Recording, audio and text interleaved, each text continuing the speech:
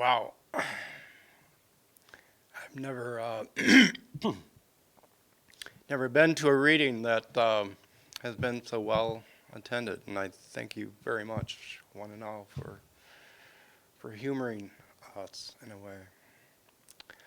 Um, the first story that you're about to hear, it actually has a co-author, and his name is Aldo Arribas. He was a student of mine, and we got back into contact with one another when he was in a certain set of circumstances.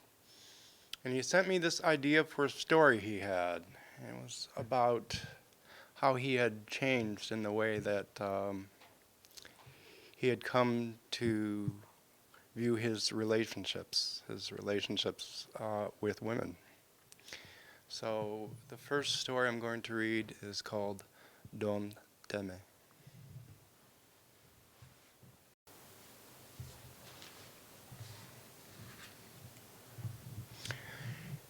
Actually, Don Teme's gift from Aldo.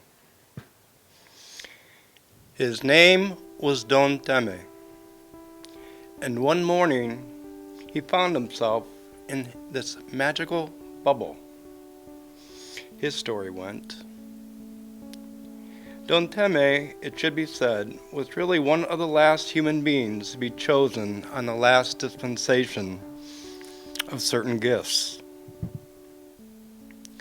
This is not a myth.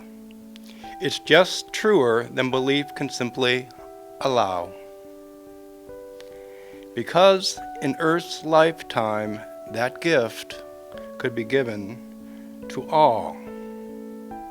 But Don Teme had to be the first. Don Teme is simply the last one that has been written about. And so this is what happened. Before Don Teme could receive his gift, he had to know 7 women. This is where the problem occurred. For he had always thought he could always easily change the hearts of women he wanted. Or so he thought. Thus, the first woman who appeared in his magical bubble was Maria. Maria could or could not have been wearing clothes when Don Teme met her. That confused him. He squinted and squinted but could not figure it out. She asked him to lay with her. He did. Then he knew that she had no clothes on. This was because he was soon making love to her, as he had so many others, but this time he was making a child. Only Maria initially knew this, but she was infusing Don Teme with her knowledge, her wisdom, herself, from this very union. Maria had come to him on a Sunday. On Monday, there was the next. Her name was Teresa. Eyes like coffee diamonds, which he dove into at first. But she got him back out and put his hands on her breast. This, she said, will feed your child. And he cupped her breast, and she disappeared. On Tuesday, Carmen came to him. She wanted to dance. He could not even tell you what she looked like, because she was already dancing, and without him. She danced like life itself. At the last, she told him that this was the dance he was to teach his child. And then she was gone. Wednesday? Was it Wednesday when Rosalia appeared? She held a flower, a beautiful white rose.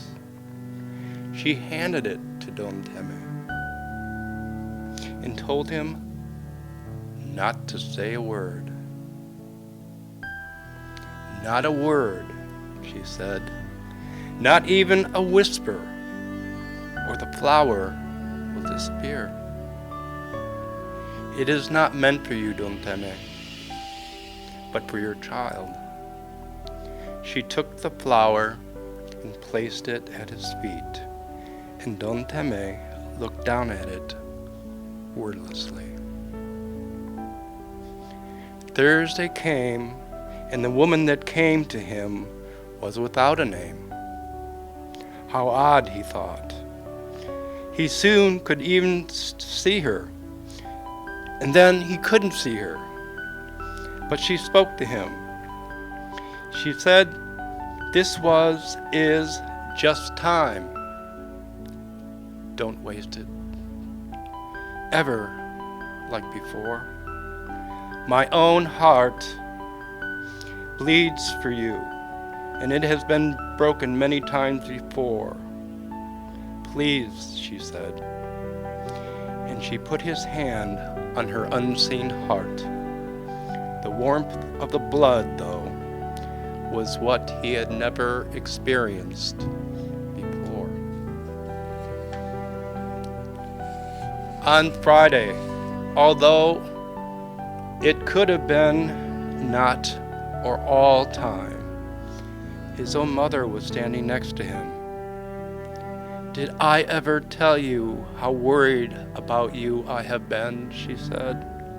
"How I have wished for you to have the love I have for you?" Don Teme looked back at her. He said, "Mother, did I ever tell you?" But she was there no longer. Maybe a Saturday was the last day that occurred. Maria was back, and she handed him a child. It was a girl.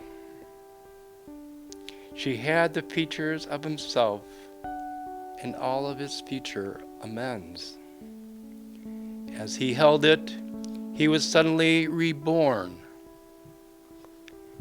And on earth, Don Teme spoke words that had never existed, but they were finally, the right ones.